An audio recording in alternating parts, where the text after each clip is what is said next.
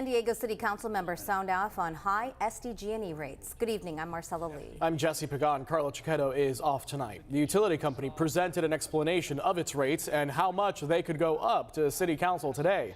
CBS 8's Shannon Handy is live in downtown San Diego tonight after watching the back and forth in council chambers herself. Shannon? Yeah, Jesse and Marcella, there certainly was a lot of back and forth. Now, as part of its franchise agreement with the city, every year SDG&E is required to disclose its rates, what's behind them, and what they expect next year to look like before the council. Now, while they did share some good news about the possibility of rates actually going down, council members question why they're so high in the first place. One of the commitments that we made was to be a more transparent company. SDG&E Vice President Scott Crider began his presentation with some good news. Right now, natural gas prices are much lower compared to earlier this year, thanks to warmer weather, more storage, and less volatility in the world market. The December rate, where we currently sit today, is at 56 cents a therm per natural gas. And just to put that in a little bit of context, in January, it was $3.45.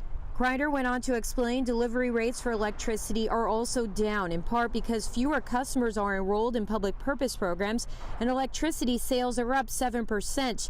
That's expected to lower people's bills by $5 in January. We'll actually see about a 1.2 cent decrease in January. Following his remarks, the public had a chance to share their thoughts. 2 people spoke, including one woman who applauded the decrease but asked SDG&E to do more, as well as former state assembly member Lori Saldana.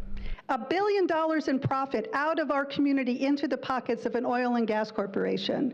It is destroying our economic vitality. Next, it was the council's turn to respond. Most noted how high SDG&E rates are. They are the highest in the nation.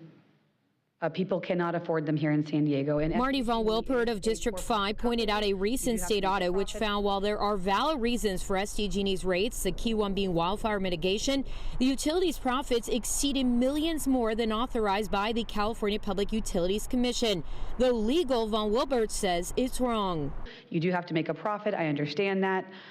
At the same time, you don't have to gouge our customers. Von Wilpert and Crider went back and forth, as did other council members who questioned if the utility is working in the best interest of its customers. Do you think that you've done enough in terms of storage, in terms of infrastructure, in terms of educating the public on efficiency to make sure that we do not see a tripling of the cost of a therm in this come January 1st?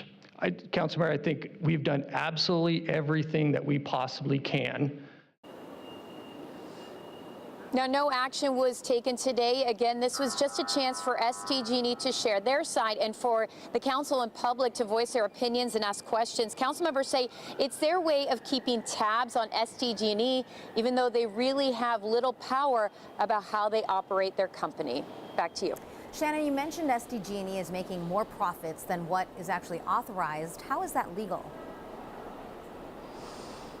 Yeah, it's a good question, and one I asked SDG&E myself. It's pretty complicated, but essentially what they told me is the state authorizes one amount, and then a part of their profits, which we just learned about today, is actually authorized by the federal government. So when they show their yearly profits to the state, it's combining different rates of return, and so it is beyond what just the state authorizes, and therefore it's legal. All right.